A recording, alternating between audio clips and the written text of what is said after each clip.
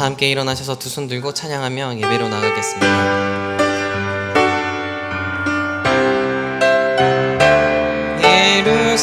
예루살렘아 여호와를 찬송할지어다. 내 하나님을 감사함으로 그 앞에 나가며 주 임재 앞에 경배해.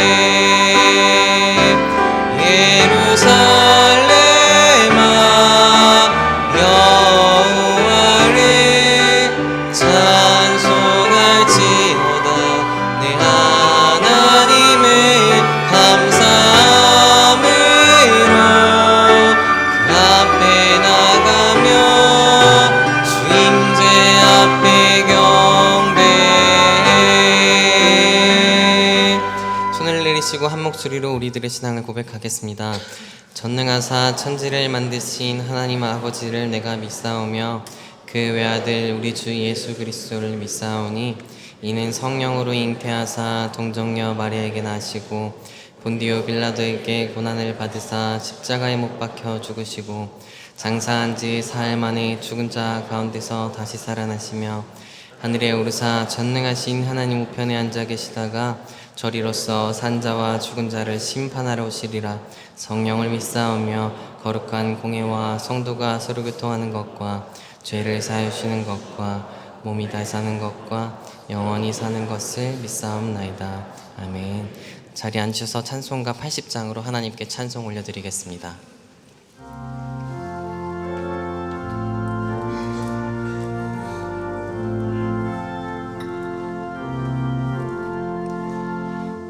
전지에 있는 이름 중 귀하고 높은 이름 주 나시기 전 지으신 구주의 이름 예수.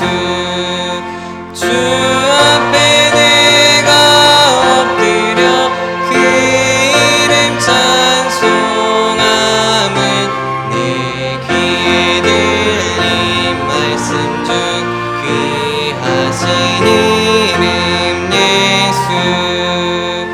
주 십자가에 달릴 때 명패에 쓰인 대로 저 유대인의 왕이요 곧 우리 왕이시라. 주 앞에 내가 엎드려 그 이름 찬송함은 내 귀에 들린 말씀 중 귀한 이름 예수. 지금도 살아계셔서 언제나 하시는 일 나 같은 죄인 부르사 참 소망 주시도다. 주 앞에 내가 엎드려 그 이름 찬송함은 내 귀에 들린 말씀 중 귀하신 이름 예수.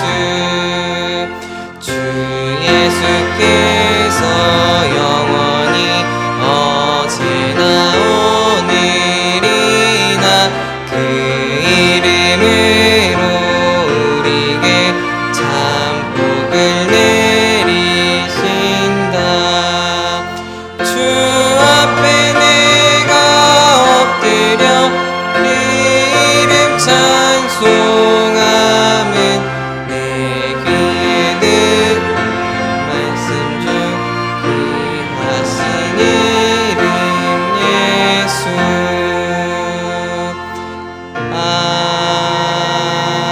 아멘.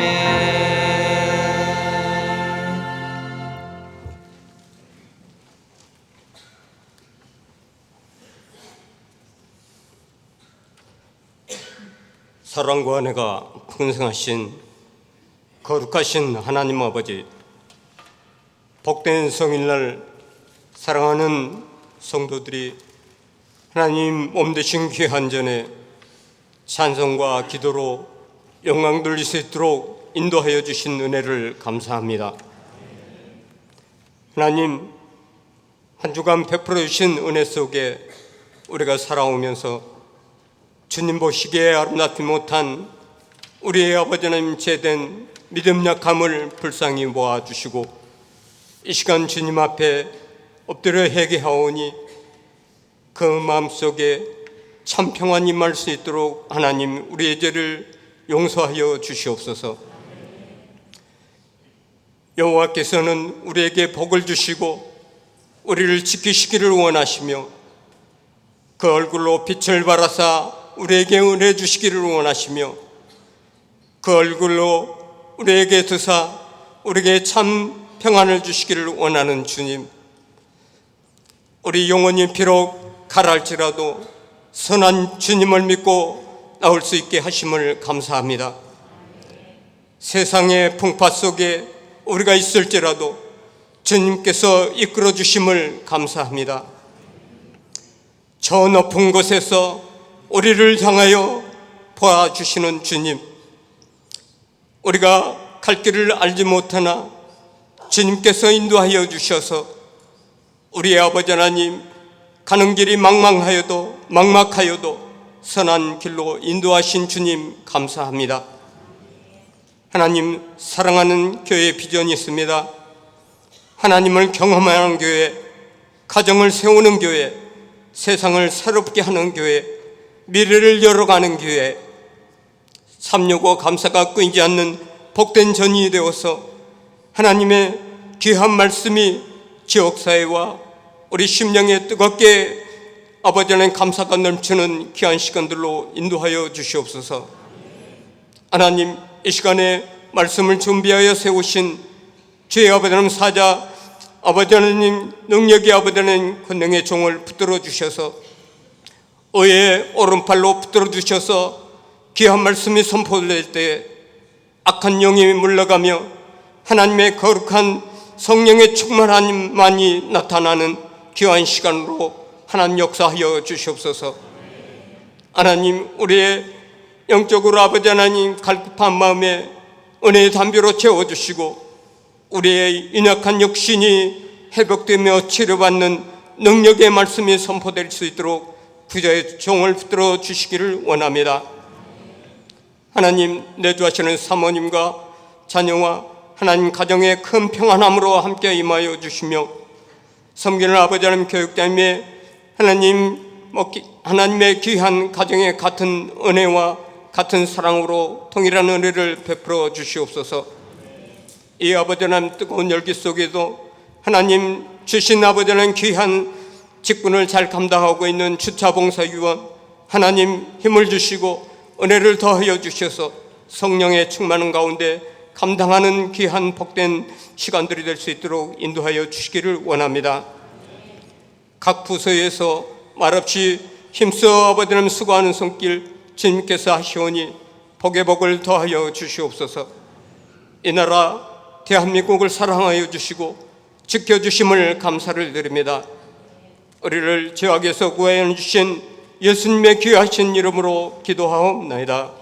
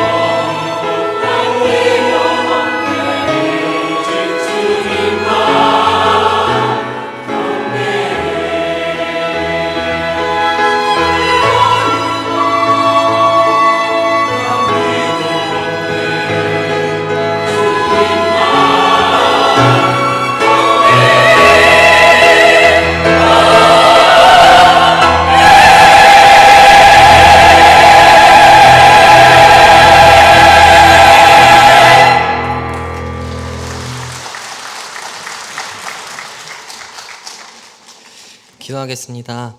사랑의 하나님 아버지, 우리가 하나님이 찾으시는 예배자가 되기 원합니다.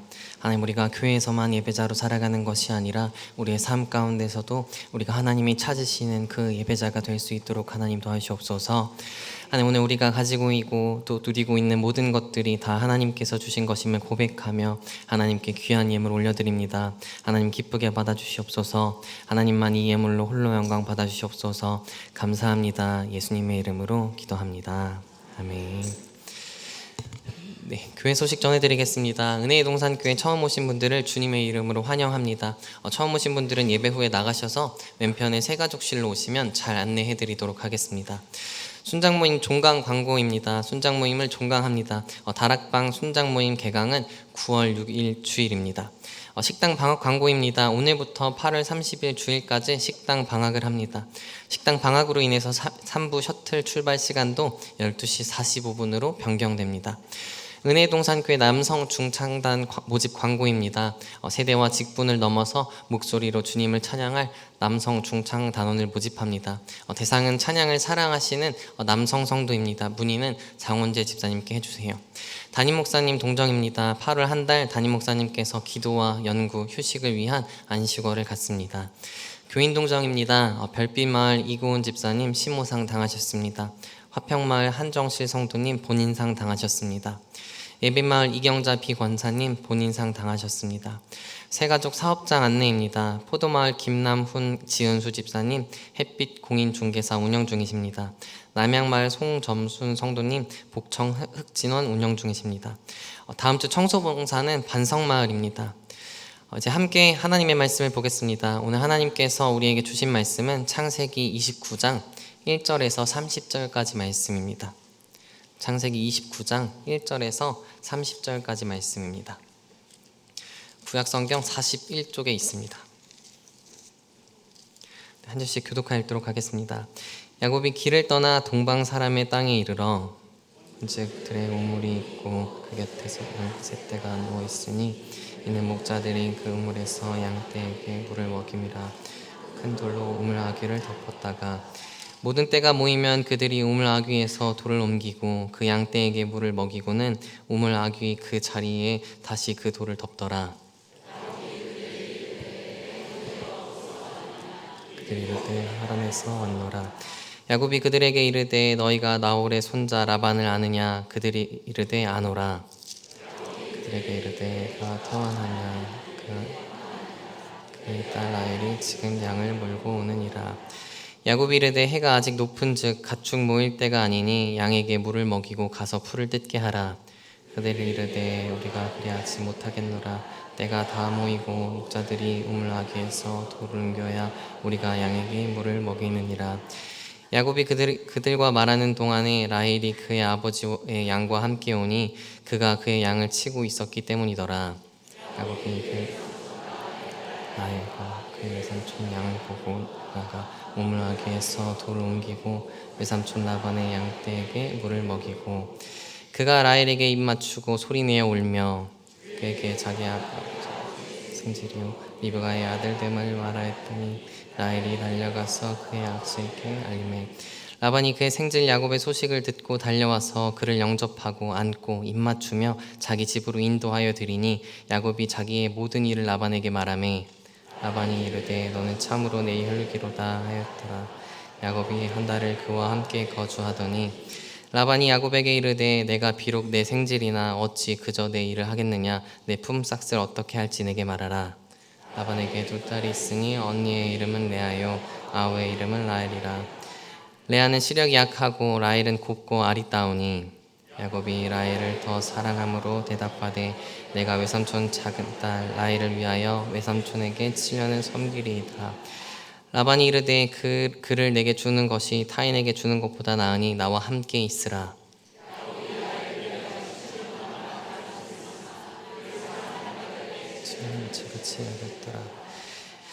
야곱이 라반에게 이르되 내 기한이 찼으니 내 아내를 내게 주소서. 내가 그에게 들어가겠나이다.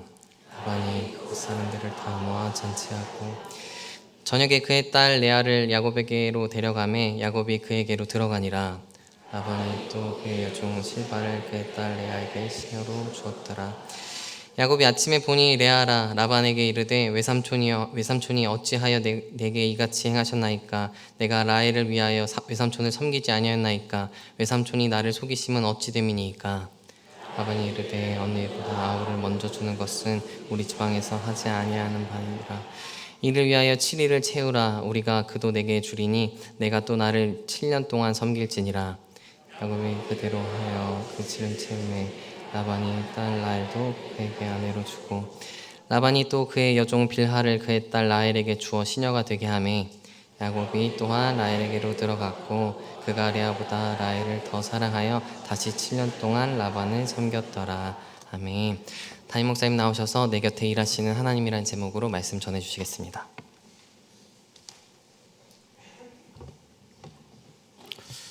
우리가 다른 사람과 대화하다가 정말 내 말이 확실하다 이런 걸 밝히기 위해서 많이 쓰는 표현이 있는데요. 내 이 두 눈으로 똑똑히 보았다 이런 말을 가끔씩 합니다. 그런데 여러분, 우리 두 눈으로 똑똑히 아무리 봐도 보는데 한계가 있어요. 너무 작은 건 안 보입니다. 너무 멀리 있는 것도 안 보입니다. 제일 안 보이는 게 뭔지 아세요? 내가 잘 안 보여요. 그래서 사람들이 잘 안 보이는 걸 극복하기 위해서 만들어낸 몇 가지 도구가 있는데요. 너무 작은 거 안 보이는 걸 보기 위해서 현미경이라는 걸 만들었습니다. 너무 멀리 있는 거 보기 위해서 망원경을 만들었어요. 잘 안 보이는 내 모습을 보기 위해서 거울을 만들었습니다. 그래서 이 세 가지를 동원하면 잘 안 보이는 것까지 보게 되는 거죠. 우리가 성경을 읽을 때 이 세 가지를 동원할 필요가 있어요.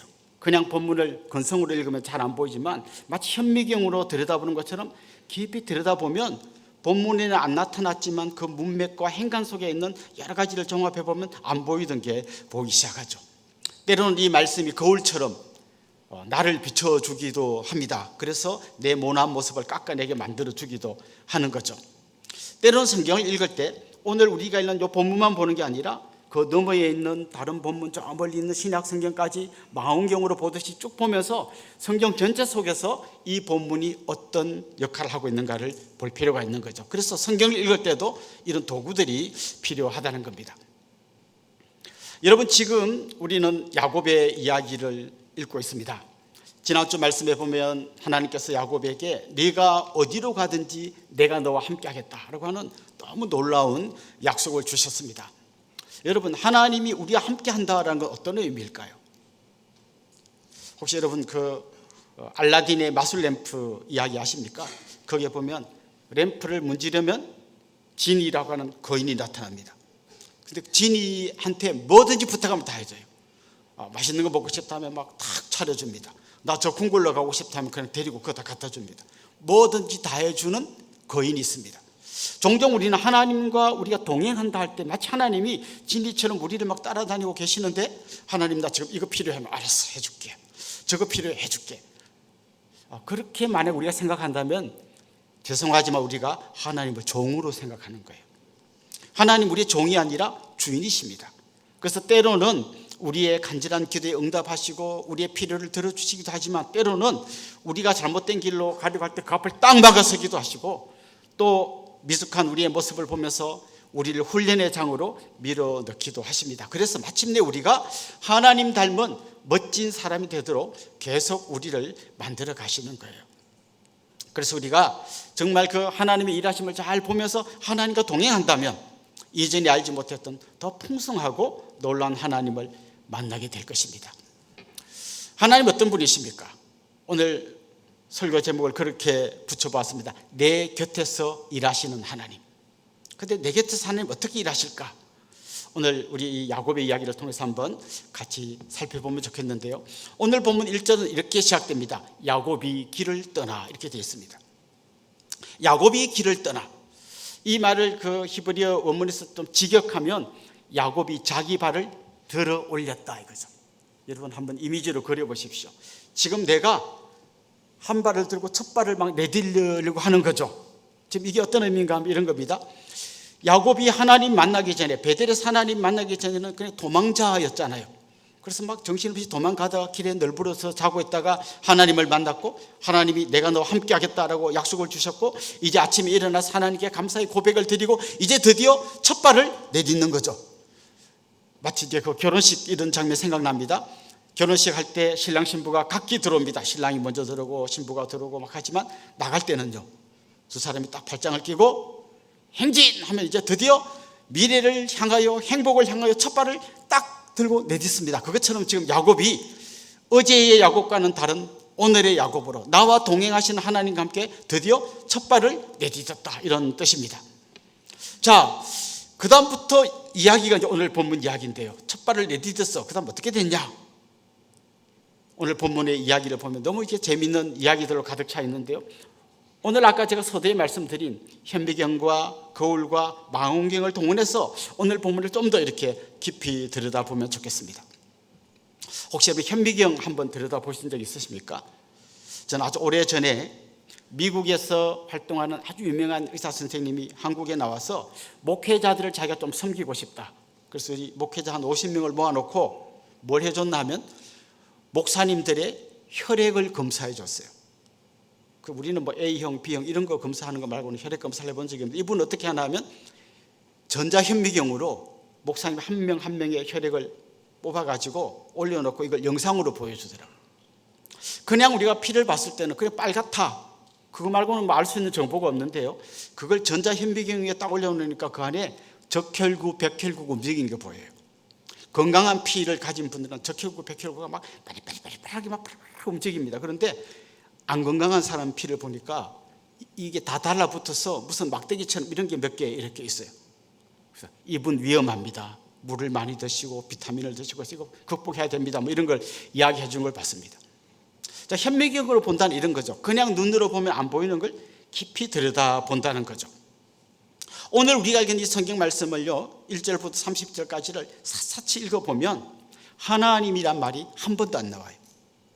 그래서 그냥 근성으로 보면 하나님 이야기는 하나도 없는 것처럼 보이지만 오늘 본문을 하나하나 잘 놓고 마치 현미경으로 보듯이 잘 들여다보면 거기에 나오는 수많은 우연 같은 이야기가 절대 우연이 아니고 하나님이 보이지 않는 손길로 정말 이들의 삶 속에서 역사하시는구나라는 걸 보게 돼요.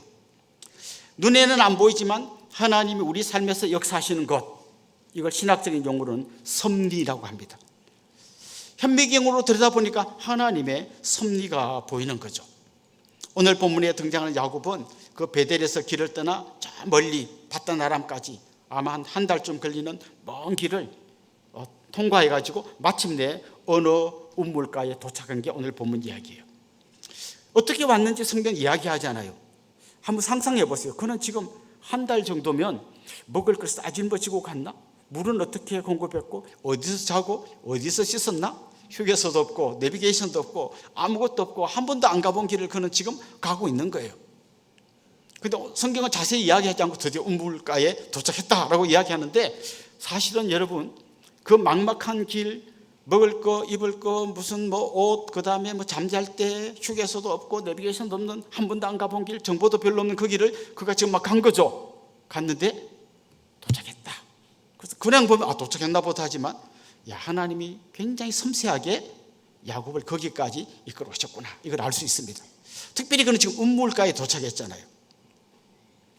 많은 우물 중에 하나의 우물이 아니라 사실 이 우물은 아주 특별한 우물입니다. 왜냐하면 야곱의 어머니 리브가가 아브라함의 종과 만났던 그 우물이죠.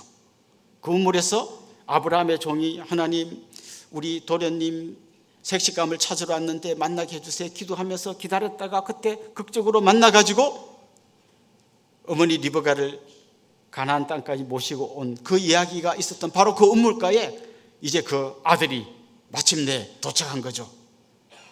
우연히 아니고 하나님이 놀란 섭리 가운데서 그가 거기에 도착한 겁니다. 도착했더니 거기에 목자들이 있습니다. 목자들하고 이야기하다 보니까 자기 외삼촌 정보를 알게 됩니다. 사실 야곱은 오긴 왔지만 외삼촌이 지금 살아있는지 없는지도 몰라요.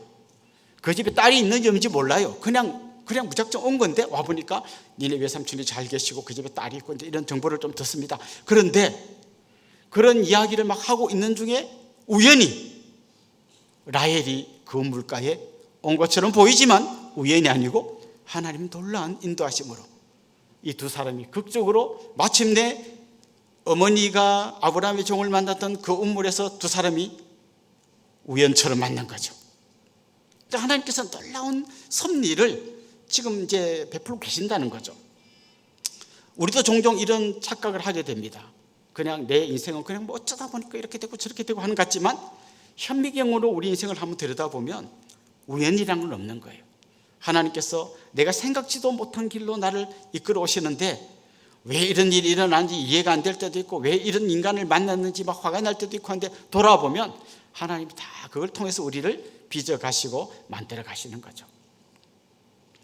우리는 오늘 이 본문에서 우물가에서 두 사람이 만났다라고 하는 이야기를 듣는 순간 머릿속에 뭐가 떠오릅니다. 뭔가 사랑이 꼽히겠구나. 성경에 우물가에서 사랑이 꼽힌 이야기 되게 많아요. 오늘 이야기 듣고 나중에 보면 모세와 십보라도 우물가에서 만납니다. 자, 지금 야곱이 이 처음 보는 라헬을 딱 만났는데요, 보자마자 가슴이 바운스 한 것 같아요. 성경에는 그랬다는 말이 안 나와요. 그런데 아까 제가 현미경으로 들여다보자 그랬잖아요. 야곱이 한 행동을 한번 보세요. 야곱이 뭘 했냐면 우물을 덮고 있는 큰 돌, 보통 한 두세 사람이 함께 힘을 합해서 그걸 끙끙하고 치워야 되는 이 큰 돌을 치워줍니다. 어디서 그런 괴력이 나왔을까요? 사랑하면 이런 힘이 나오는 거예요. 예. 가끔씩 수련회 같은 데 이렇게 가고 뭐 단기 선교 같은 데 가보면 그 우리 남학생들이 자기가 좋아하는 여학생들 앞에서 상당히 오버하는 걸 보게 됩니다. 그래서 뭐 이렇게 막 가는 데 있죠. 이렇게 좀 높은 데 있다가 밑에 자기가 좋아하는 여학생이 거기서 뛰어내리는 거예요. 그래서 뭐 깜짝 안 다쳤으니까 괜찮아, 뭐 이 정도쯤이야. 뭐 이게 뭔가 하면 지금 이 여학생이 좋아한다는 거죠. 지금 야곱이 상당히 지금 오버합니다. 이거 혼자 하기 힘든 건데 쫙 옮깁니다. 그리고 그 양떼, 라헬이 끌고 온 양떼가 막 물을 먹이는 얘기가 나와요. 지금 가만 보십시오. 이 우물의 주인은 사실 라헬이고 야곱은 손님이잖아요. 지금 얼떨결에 온 사람들 자기가 마치 주인인 것처럼 그 뚜껑을 걷어내고 물을 막 먹여주면서 굉장히 오버하고 있습니다. 그는 지금 보나마나 라헬을 보자마자 가슴이 뛰기 시작했던 거죠. 뭔가 막 잘 보이려고 지금 애를 쓰고 있습니다. 그런데 좀 전에 제가 그 아브라함의 종이 이 우물에 오래전에 찾아와서 리베카를 만난 이야기를 했는데요, 그때 아브라함의 종이 했던 행동하고 야곱의 행동을 비교해 보면 상당히 달라요. 아브라함의 종은 계속 기도했어요. 하나님, 우리 도련님의 색시를 구해야 되는데 내가 그 누군지 어떻게 합니까? 혹시 오늘 이 우물가에 어떤 아가씨가 와가지고 왔는데 온 걸로 되는 게 아니라 만약에 그 아가씨가 내가 끌고 온 낙타에게까지도 물을 먹이려고 해준다면 제가 그 아가씨가 우리 도련님 짝꿍인 줄 알겠습니다만 계속 기도하다 보니까 그 어머니 리베카가 그렇게 해주고 이 여인이구나 이런 얘기가 나왔잖아요. 야곱은 그런 거 하나도 없어요. 원래 야곱이 어떤 사람입니까? 그냥 막 장자권도 빼앗고 막 아버지 속이고 머리 들이밀고 축복하고 한 것처럼 또 이 여인을 딱 보니까 막 자기 힘으로 어떻게든 저 여인을 내 색시로 만들어야겠다고 막 지금 뛰고 있는 거죠. 하나님 찾지도 않아요. 이 두 사람을 딱 비교하면서 우리를 한번 보세요. 우리는 어느 쪽에 더 가까워요? 여러분은 인생을 살아가면서 아브라함의 종처럼 막 매번 하나님께 기도하고 묻고 그렇게 합니까? 아니면 그냥 내 하고 싶은 대로 막 합니까? 솔직히 말하면 우리는 사실 야곱에 좀 더 가까워요. 그런데 중요한 거는요, 하나님은 야곱이 그러거나 말거나 하나님께서는 숨은 손길로 계속 하나님의 일을 해가시는 거예요. 만약에 야곱이 그런다고 나 너 뭘 꺼져 이랬다면 야곱의 인생이 완전히 망했을 거예요. 그런데 문제가 많지만 하나님은 그 문제 많은 야곱을 포기하지 않으시고 끝까지 그 안에서 섭리하고 계시는 거죠. 그렇습니다. 우리의 일상 가운데서도 하나님은 내가 생각지도 못하고 내가 계획도 안 세웠고 알지도 못하는데 계속해서 내 삶 가운데서 역사하고 계시는 거죠. 한번 돌아보십시오. 우리의 모든 인생에는 우연이란 것이 절대 없습니다. 여러분 자녀들 키우면서 어떤 생각 들었습니까? 정말 아빠를 닮아서 훌륭하구나, 정말 엄마를 닮아서 너무 잘하는구나, 이런 때도 가끔 있지만 대부분은 어떻게 내 속에서 저런 놈이 나왔나 이럴 때가 많이 있을 겁니다. 그런데 여러분 이 자녀가 내 자녀가 되는 이 확률을 한번 생각해 보십시오. 뭐 여러분 잘 아시는 대로 한 2만 마리, 3만 마리쯤 되는 정자 중에 한 마리가 난자와 결합해서 내 아들이 되고 내 딸이 되는 거예요. 만약에 이 정자가 아니고 딴 정자가 결합했다면 전혀 다른 애가 나왔을 거예요. 몇만 분의 1로 이 애가 우리 집에 온 거예요. 이거 우연이 아닌 거죠. 하나님이 정말 너 말고는 이 아이를 맡아줄 아이가 없다, 사람이 없다, 그럼 네가 좀 맡아줘라, 이럴 수도 있고요. 이 아이를 통해서 너를 좀 내가 깨우쳐주마, 이것도 있고, 여러 가지 의미를 부여해서 우리 이 자녀를 우리에게 맡겨주신 거죠. 저는 우리 교회를 볼 때도 굉장히 신기합니다. 보통 다른 교회 가보면 뭐 그냥 그 지역 주민들이 주로 모였었는데, 우리는 막 팔도에서 온 사람들이 다 있어요. 북한에서 온 사람도 있고, 중국에서 온 사람도 있고, 또 외국에서 온 뭐 네팔, 캄보디아, 베트남에서 오신 분도 있고, 굉장히 다양해요. 박사님도 계시고 농부도 계시고 뭐 다양한 사람들이 모였는데요, 어떻게 해서 이분들이 여기까지 왔을까? 가끔씩 저는 이렇게 탈북해 오신 분들 이야기를 들으면 정말 눈물 없이는 들을 수 없는 이야기예요. 사선을 몇 번씩 넘어가지고 어떻게 해가지고 뭐 중국을 통해서 뭐 베트남 어디를 통해가지고 국경을 넘고 뭐 그 군인들을 피해가지고, 그래서 극적으로 대한민국에 왔는데 어떻게 또 우리 동네에 와가지고 우리 교회에 나오고 계세요. 이 많은 이야기들을 한 명 한 명 들어보면 우연이란 건 있을 수 없어요. 하나님께서 너무나 놀라운 손길로 우리들 한 사람 한 사람을 만나게 하신 거예요. 오늘 우리가 읽고 있는 이 야곱과 라헬의 만남을 만약 우리 한국 사람이 영화로 만들었다면 저는 아마 배경음악으로 노사인의 만남을 넣었을 것 같아요. 우리 만남은 우연이 아니야. 우연이 없어요. 우리 아내를 만난 것도, 남편을 만난 것도, 자녀를 만난 것도, 옆에 있는 우리 성도님들을 만난 것도 전부 다 하나님의 놀라운 섭리 가운데서 만나게 되었고, 여기 또 우리가 1, 2, 3, 4부 예배 중에 하필이면 또 요 예배 시간에 여러분이 같이 와서 하필이면 많은 자리가 있는데 내 옆자리 이분이 앉아 계시는 거예요. 얼마나 소중한 분인지 한번 얼굴을 보시면서 사랑합니다, 주님의 이름으로 축복합니다 한번 인사하면 좋겠어요. 예. 그렇습니다. 오늘 우리가 첫 번째로 한 거는요, 현미경을 통해서 본문을 한번 깊이 들여다본 거죠. 그래서 안 보이던 걸 한번 우리가 같이 본 거죠. 이제 두 번째로는 거울로 보기, 이걸 한번 보면 좋겠습니다. 사실 우리는 거울로 보기 전까지는 정확한 내 모습을 알 수 없어요. 뭐 여기가 묻었는지, 머리가 헝클어졌는지, 뭐 단추가 안 잠긴지 이런 거 알 길이 없어요. 그런데 딱 그 앞에 서 보면 요가 잘못됐구나, 요걸 바로 하고 요걸 지워야겠구나, 이걸 다 알게 됩니다. 하나님은 우리 인생 가운데서 수많은 거울을 준비해 두시고 이 거울을 통해서 우리를 훈련시키십니다. 훈련. 여러분, 이제 우리 자녀들 군대에 보내면요, 한 달 혹은 한 6주 정도 훈련소에서 훈련 받잖아요. 훈련 딱 끝나고 이제 부모님 면회 가서 깜짝 놀랍니다. 얘가 우리 아들 맞나 싶을 정도예요. 맨날 막 한 12시나 돼서 일어나고 그냥 뭐 밥을 먹는 만도 하고 맨날 몸이 안 좋은 거나 먹고 막 그냥 아이고 저는 언제 인간이 되려나 하고 막 머리는 막 눈이 안 보이게 이만큼 내리고 다니고 뭐 정신없이 살던 애가 딱 6주 끝나고 면회 딱 가보면요, 딱 바로 잡혀 있어요. 그냥 각이 딱딱 잡혀서 잘 지냈나? 네, 그렇습니다. 얘가 뭐 이래? 6주 4주인데도 완전히 이렇게 애가 딴 애가 되는 거죠. 하나님의 훈련소가 있어요. 하나님이 우리의 모난 부분, 연약한 부분, 이걸 훈련시키기 위해서 우리를 훈련소로 밀어넣습니다. 그런데 그 훈련소에 들어가면요, 거울이 있어요. 지금 우리 군대 우리 아들들 훈련소 가보면 딱 아침 6시 기상 딱딱 하면 그동안 내가 얼마나 무질서하게 살았는지가 그 훈련소라고 하는 거울에 비치면서 나를 돌아보게 되는 것처럼 내 인생 가운데서 하나님 나를 훈련시키실 때 내 모습을 볼 수 있도록 거울을 준비해 두시는 거죠. 모세는 궁궐에서 40년간 살았잖아요. 광야로 들어갑니다. 광야에서 40년 사는 동안 광야라는 거울에 자기를 비춰보니까 자기가 그전까지 대단한 줄 알았는데 아무것도 아니라는 걸 알게 되죠. 하나님의 손길이 없다면 나는 아무것도 아니구나 라고 하는 걸 그 광야라는 거울 속에서 훈련받으면서 그가 깨닫게 된 거죠. 다윗은 사울에게 쫓겨다니면서 사울이라는 거울을 통해서 계속 자기를 보는 거예요. 나중에 내가 왕이 된다면 절대 저렇게 살면 안 되겠구나, 그걸 아주 뼈저리게 경험하고 나중에 왕이 된 거죠. 오늘 본문에도 보면 야곱이 하나님의 훈련소에 들어가는데요, 거기에 야곱을 보게 하는 거울이 기다리고 있습니다. 바로 외삼촌 라반입니다. 사실 오늘 본문은 굉장히 드라마틱한 결혼 이야기예요. 야곱이 외삼촌 집에서 한 달 정도 이렇게 일 좀 도와주고 있다 보니까 외삼촌이 야 우리가 뭐 아무리 친척이지만 어떻게 공짜로 너 일을 시키겠냐, 품삯을 좀 정해봐라, 연봉 협상을 하자 이렇게 한 거죠. 그런데 야곱이 이런 제안을 합니다. 제가 7년 동안 그냥 한 푼도 안 받고 일할 테니까 대신 외삼촌의 따님인 라헬을 주세요. 물론 이 당시에는 요즘 문화로는 이해할 수 없지만 이 당시에는 지참금이라는 게 있었어요.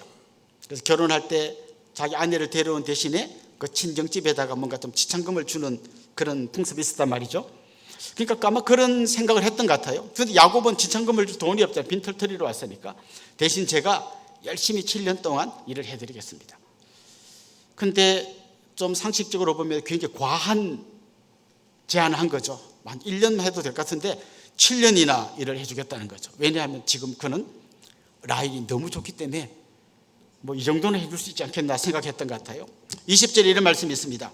야곱이 라헬을 위하여 7년 동안 라반을 섬겼으나 그를 사랑하는 까닭에 7년을 며칠같이 여겼더라. 7년인데 그냥 한 일주일 정도밖에 안 되는 것처럼 그냥 열심히 일했다는 거죠. 저는 우리 성도님들의 가정에 이런 역사가 있기를 원합니다. 남편이 설거지 좀 도와주라고, 아내가 설거지 좀 도와주라 할 때 설거지하는 이 10분이 막 1년 같고 10년 같은 게 아니라 그냥 눈 깜짝할 새에 다 지나간 것처럼 기쁨으로 이런 일이 일어나면 좋겠어요. 그런데 어쨌거나 야곱 7년 동안 정말 며칠처럼 여기면서 막 힘든 줄도 모르고 열심히 일해가지고 마침내 결혼을 하게 됐죠. 성대한 결혼식을 치르고 첫날 밤을 딱 지내고 너무너무 기뻐서 사랑하는 여인에게 뭐라도 한마디 해주려고 딱 보니까 딴 여인이 거기 누워 있습니다. 레아, 라헬의 언니가 거기에 누워 있습니다. 오늘 보면 17절에 보면 이런 표현이 나와요. 레아는 시력이 약하고 라헬은 곱고 아리따우니. 이 시력이 약했다는 말이 무슨 말일까요? 이건 굉장히 많은 그 논란이 있는 표현이에요. 시력이 약했다. 요즘처럼 이렇게 뭐 시력 검사를 해서 2.0 뭐 안경 끼고 이런 것도 아닐 텐데 시력이 약했다는 말은 무슨 뜻일까? 약했다 이 말을 다른 말로 번역하면요, 부드러웠다라는 말로 번역할 수도 있어요. 그래서 어떤 영어 성경에는 그냥 시력이 약했다를 그냥 러블리라고 한 데도 있고요, 뭐 텐더라고 번역한 데도 있어요. 근데 시력이 약한 게 뭔가 좀 안 좋은 것처럼 이야기하잖아요. 그 뒤에 보면 라헬은 아주 곱고 아리따웠다 하는데 언니는 시력이 약했다. 그래서 여러 가지 정황들을 종합해서 한번 생각해 보면 이런 걸 생각할 수 있습니다.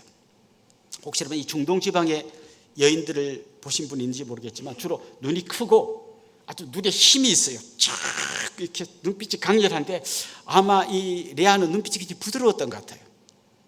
요즘 우리 문화에서는 부드러운 게 더 안 낫나 싶은데 너무 세면 막 싸나워 보이잖아요. 근데 아마 이 문화에서는 눈빛이 좀 강렬한 게 더 예쁜 것처럼 보였고 너무 부드러운 사람은 좀 아무래도 좀 덜한 것처럼 보였던 것 같아요. 어쨌거나 야곱은 곱고 아리따운 여인. 이 곱고 아리따다는 말은 그냥 얼굴이 예쁘다는 말을 넘어서 그냥 전체적으로 아름답다는 거예요. 아마 요즘식으로 말하면 몸매도 날씬하고 얼굴도 예쁘고 그냥 하여튼 상냥하고 막 종합적으로 아름다운 거죠. 결국 이 여인을 더 좋아했고 이 여인을 위해서 7년간 일을 했단 말이죠. 근데 아침에 일어나 보니까 전혀 딴 사람이 있더라고요. 어떻게 이런 일이 있을 수 있죠? 요즘처럼 이렇게 밤에 뭐 조명이 있는 시대가 아니고 뭐 해지면 깜깜해지는 때고, 그 다음에 그 당시 여인들은 주로 또 얼굴을 이렇게 또 가리고 막 이렇게 들어왔잖아요.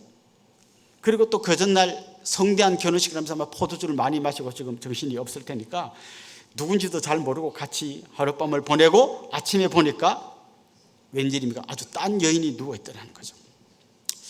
저는 이 본문을 읽을 때 좀 소름이 돋았어요. 와, 왜요? 어디서 많이 본 장면 같지 않습니까? 야곱이 눈먼 아버지를 속이고 온몸에 털을 붙이고 너 누구나 했더니 에서입니다 하고 들이밀었던, 자기가 형 행세를 하고 들이밀었는데 오늘 여기 보니까 언니가 동생 행세라고 지금 들이밀고 있지 않습니까? 자기가 했던 것하고 거의 비슷한 일이 딱 일어난 거죠.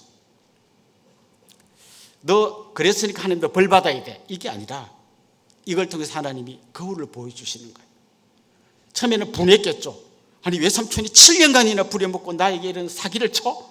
사기를 칠겠다 그랬지 결혼을 갖고 사기를 쳐? 막 분노가 일었겠지만 나중에 자기가 냉정하게 생각하면 우리 형도 엄청 화났겠구나, 우리 아버지도 진짜 황당했겠구나, 아마 그런 걸 보게 됐겠죠. 아침에 일어나서 막 항의를 합니다. 외삼촌에게. 아니 어째 이럴 수가 있습니까? 막 항의할 때요, 외삼촌이 26절에 보면 이렇게 말했어요. 라반이 이르되 언니보다 아우를 먼저 주는 것은 우리 지방에서 하지 아니하는 바이라. 이걸 좀 오늘의 문맥에 맞게 다시 번역한다면요, 니네 동네에서는 아우가 형보다 막 앞서고 그렇게 막 기어오르는 게 있는지 모르겠는데 우리 동네 질서는 그런 게 없어, 이렇게 말하는 거죠. 그때 그는 뭔가 좀 뜨끔했을 거예요. 형의 자리를 막 탁 빼앗고 기어올랐던 자기의 모습이 이 라반이라고 하는 거울을 통해서 보여지게 되었을 거예요. 하나님이 거울을 통해서 훈련시키는 거예요. 속이는 사람, 문제 많은 사람을 포기하지 않으시고 계속 깨닫게 하시고 보여주시고 생각나게 하시고 훈련시키는 거죠. 단지 야곱을 약간 괜찮은 사람으로 만들어가는 게 아니라 그냥 그를 완전히 다 옛사람을 무너뜨리고 새로운 사람으로 하나님이 그를 빚어 가시는 거죠. 라반이라고 하는 거울을 통해서 그를 훈련시키고 있는 거죠. 여러분 앞에 서 있는 분들은 어떤 분들입니까? 많은 분들이 왜 이 인간이 내 곁에 있는지 자꾸 질문을 던지는 분들이 있을 겁니다. 기억하십시오. 그분은 여러분을 보게 하는 거울입니다. 때로는 그분이 엄청 잘못한 것일 수도 있어요. 그렇지만 그걸 통해서 하나님 나한테 뭔가를 깨닫게 해주시는 거예요. 뭔가를. 그분이 잘했다는 게 아니라 그분이 이상한 행동을 통해서 나한테 뭔가를 생각나게 해주시는 거죠. 사울의 이상한 모습을 보면서 다윗이 나는 저렇게 안 살아야겠다, 이런 것도 깨달을 수 있는 거고요. 혹시 저 사람의 저런 행동이 내 속에 좀 다른 모습이긴 하지만 나한테도 저런 게 좀 있지 않나, 저는 이기적인 모습, 좀 이렇게 무리한 모습, 그게 나한테도 있지 않나, 그런 걸 한번 돌아보게 되는 거죠.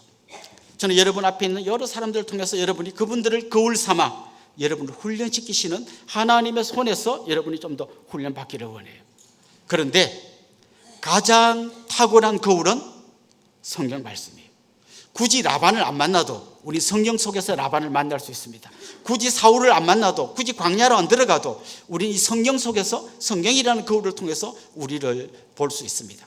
그래서 현미경으로 성경을 보는 것처럼 우리는 거울로 성경을 보는 것이죠.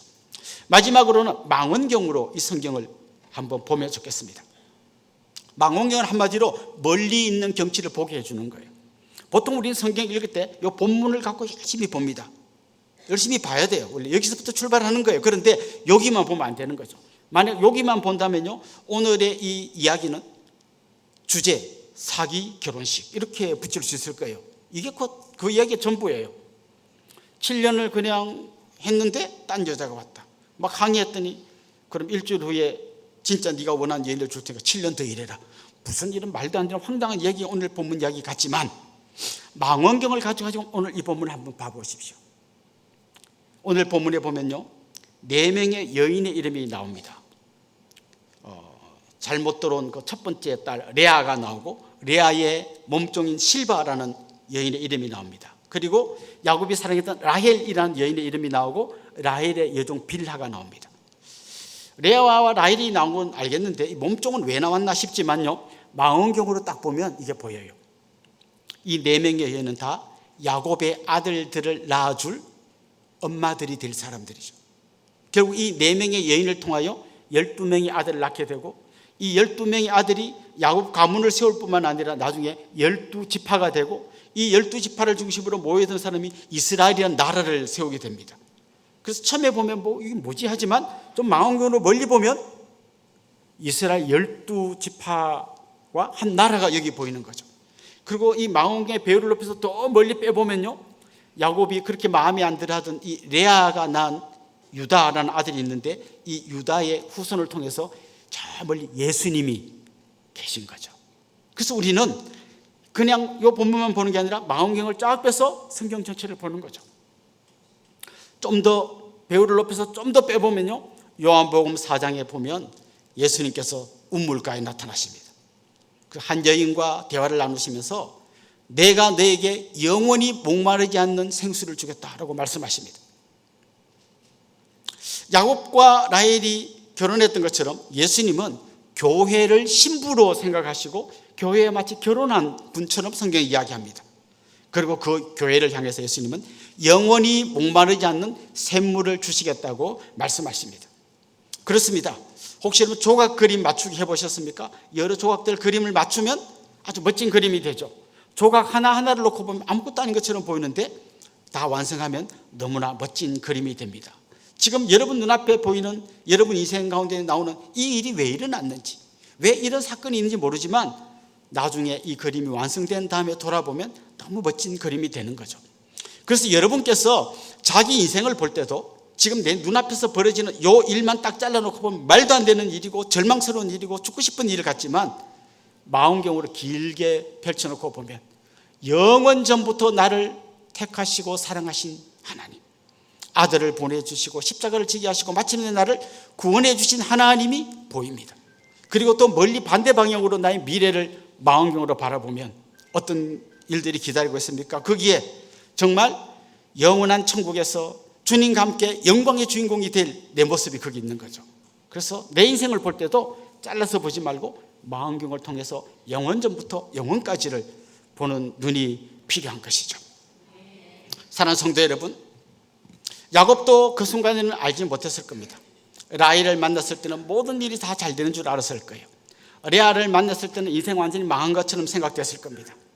그러나 하나님은 라헬을 통해서 야곱을 위로하셨고 라반을 통해서 야곱을 다듬으셨으며 레아를 통해서 구원의 역사를 이루어 가셨습니다.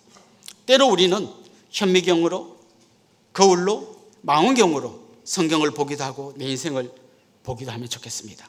이번 한 주간 여러분의 눈앞에 있는 여러 가지 낙심되는 일이 있을지라도 정말 숨죽여가며 우리를 위해서 일하시는 하나님의 섭리를 경험하면 좋겠고 그 하나님을 바라보는 믿음으로 담대히 승리하시는 여러분들 될 수 있기를 주님의 이름으로 축원합니다. 우리 같이 한번 찬양하겠습니다. 하나님의 은혜, 이 찬양 같이 하겠습니다.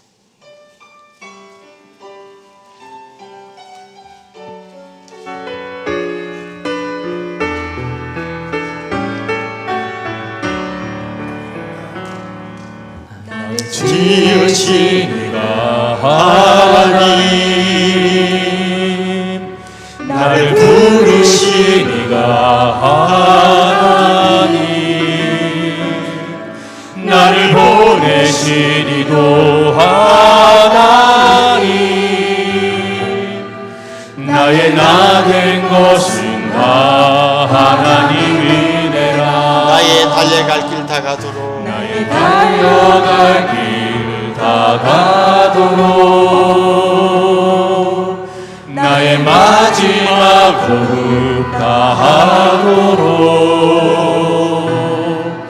나로 그 십자가 품게 하시니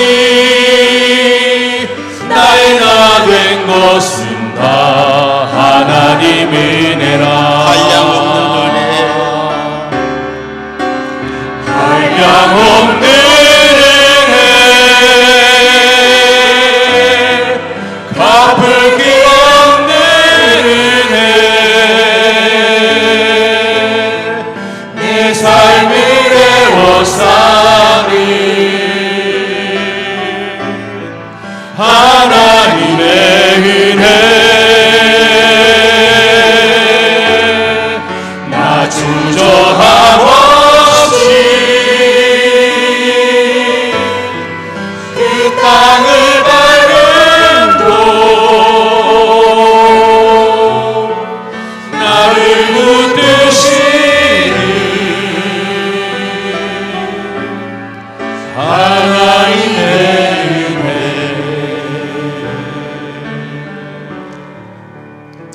우리 말씀을 생각하면서 같이 기도하겠습니다. 내가 깨닫지 못하고 있지만 늘 내 곁에서 일하신 하나님을 기억하기를 원합니다.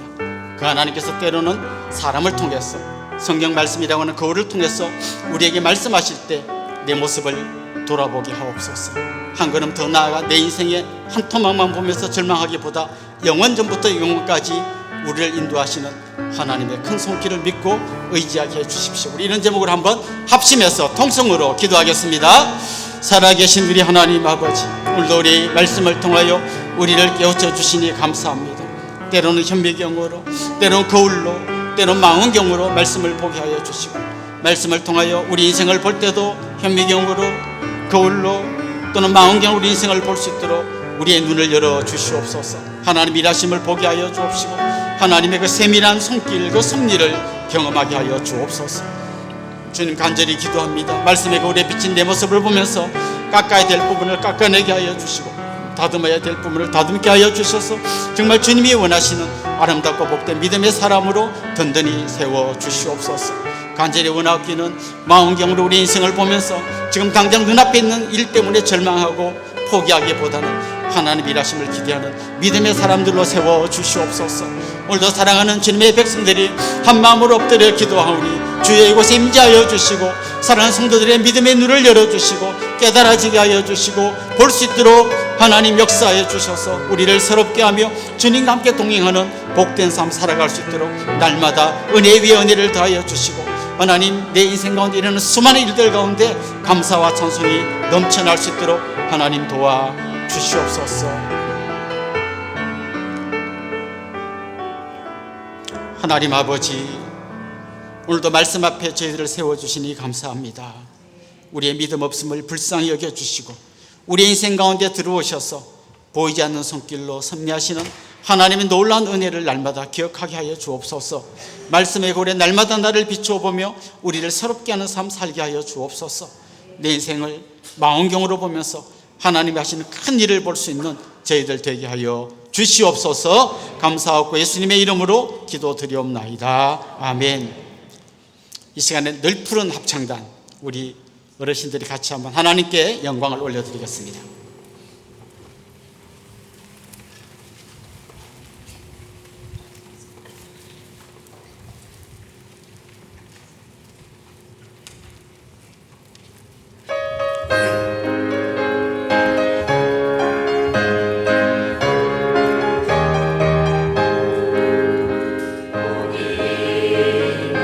사랑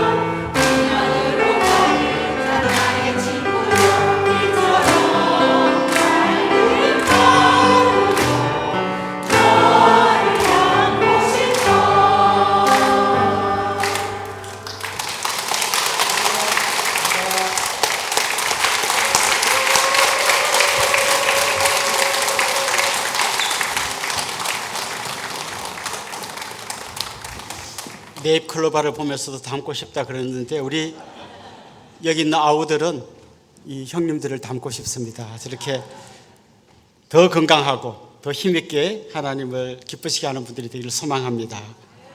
이제 저를 잠깐 주목해 주시면 좋겠습니다. 같이 좀 축하하고 또 환영하면 좋겠는데요. 지난주가 생일이었던 분 한번 손 들어 볼까요? 지난주가 생일이었던 분 한번 자리에서 일어나 봅시다. 용기를 내셔서. 네, 우리 권사님. 또요. 지난주가 결혼 기념일이셨던 분, 그런 분도 한번 용기를 내서 일어나 볼까요? 예. 오늘 우리 교회 혹시 처음 오신 분, 등록하기를 원하는 분, 그런 분도 한번 용기를 내서 한번 일어나 봅시다. 특별히 오늘은 우리 귀한 분이 오셨는데요. 우리 교회에서 오랫동안 우리와 함께 은혜를 나누던 이경자 권사님께서 하나님의 부르심을 받고 소천하시고 어제 이제 마지막 장례 모든 일정을 마쳤는데 우리 남편분께서 인사하기 위해서 오늘 처음으로 교회를 오셨습니다.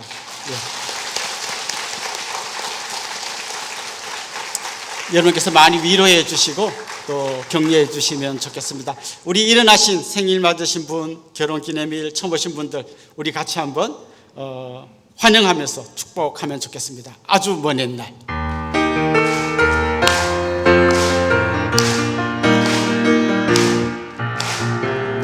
아주 먼 옛날 하늘에서는 당신을 향한 계획이 있었죠. 하나님께서 바라보시고 좋을 거라고 말씀하셨네. 이 세상 그 무엇보다 귀하게 나의 손으로 창조하였노라. 내가 너로 인하여 기뻐하노라. 내가 너를 사랑하노라. 사랑합니다. 축복합니다. 사랑해요.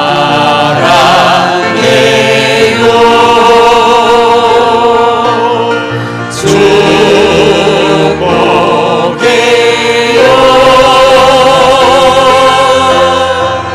당신의 마음에 우리의 사랑을 모아드리겠습니다. 사랑을 드려요. 사랑합니다. 축복합니다. 우리 옆에 있는 분들 앞뒤 분들과도 한번 인사합시다. 주님의 이름으로 사랑하고 축복합니다. 이제 우리 자리에서 한번 다 일어나겠습니다. 우리 주제 찬송 감사 365 같이 찬송하고 축도로 예배를 마치겠습니다.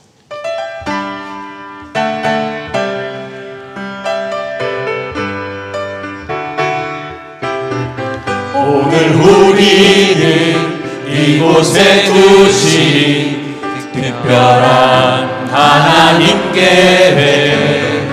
함께 하심에 그 무엇도 감사로 고백해요.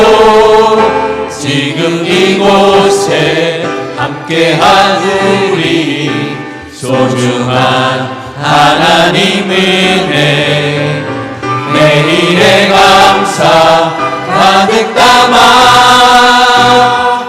소리로 선포해요. 여호와께 감사하라. 그는 선하시며 인자하심이 영원하도다. 오고 가는 모든 시간에 감사로 찬양하리라. 여호와께 감사하라. 그는 선하시며 인자하심이 영원하도다. 오고 가는 모든 시간에 감사로 찬양하리라. 우리 주 예수 그리스도의 은혜와 하나님 우리 아버지의 극진하신 사랑과 성령님의 감화, 감동, 위로, 교통, 충만하심이 사랑하는 주님의 백성들과 그 가정 위에 이제로부터 영원토록 함께 있을지어다. 아멘.